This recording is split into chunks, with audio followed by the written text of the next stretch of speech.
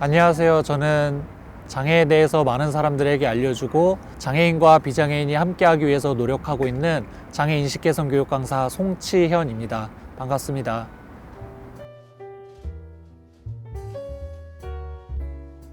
휠체어는 언제부터 타셨나요? 저는 중도의 사고로 장애를 가지게 됐는데요. 직업군인으로 생활하고 있던 24살 때 동기들과 회식을 하기 위해서 외박을 나오게 됐는데요.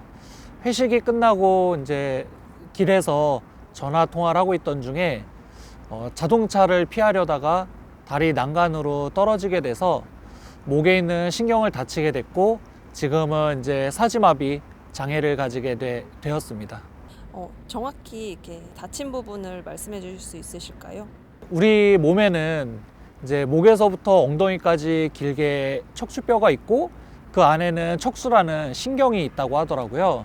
근데 이제 제가 다친 부분은 목에 있는 이제 신경을 다치게 되면서 손가락을 사용하지 못하고, 그리고 가슴 밑으로는 다 감각이 없고 이제 사용을 하지 못하기 때문에 이러한 경우에도 사지마비라고 이렇게 표현을 하고 있더라고요. 병원 생활은 혹시 어떠셨어요? 그 당시에 저는 사실 장애에 대해서 전혀 몰랐었기 때문에 당연히 이제 병원에서 치료를 받게 되면 다시 예전처럼 건강하게 퇴원을 할 수 있을 거라고 생각을 했었는데요. 신경이란 부분은 다치게 되면은 이제 치료가 되지 않기 때문에 저 같은 경우에도 이제 평생 동안 휠체어를 타고 생활을 해야 됐고, 그렇기 때문에 이제 제가 휠체어를 타고 생활하는 방법에 대해서 병원에서 좀 재활 치료를 받게 된 것 같아요. 아무래도 재활 치료를 처음 했을 때는 내 몸이 이렇게 안 움직이는 거였었나? 그런 생각도 많이 했었고, 요령이 없다 보니까는 모든 걸 또 힘을 통해서 했어야 됐는데 힘도 많이 들어가지 않았고, 또 그런 것들로 인해서 조금 처음에는 좌절도 많이 했었던 것 같아요. 아무래도 그 예전과는 굉장히 많은 삶이 달라졌고, 또 내가 이런 것들로 인해서 정말 장애인이 됐다라는 걸 좀 느끼게 됐던 그런 순간이 아무래도 재활 치료를 받던 당시였었던 것 같아요. 당연히 이제 재활 치료라고 하는 거는 건강이 그냥 예전과 같은 모습으로 돌아가는 거라고 생각을 했었거든요. 하지만 이제 제가 이제 병원 생활하면서 알게 된 거는, 처음에 이제 수술했던 병원에서는 저만 장애인이라고 생각을 했었거든요. 근데 아무래도 재활병원을 다니다 보니까 다 장애인이었고 또 다 휠체어를 타는 사람들이었어요.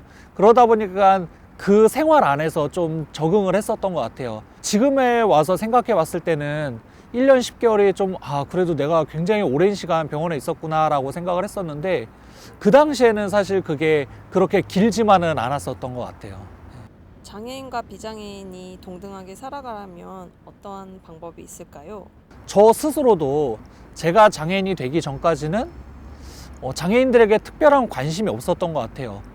그러다 보니까 그 사람들이 어떤 삶을 살고 있었고, 또 우리들과 이렇게 가까운 곳에서 함께 살아가고 있다라는 생각을 잘 못했었던 것 같아요.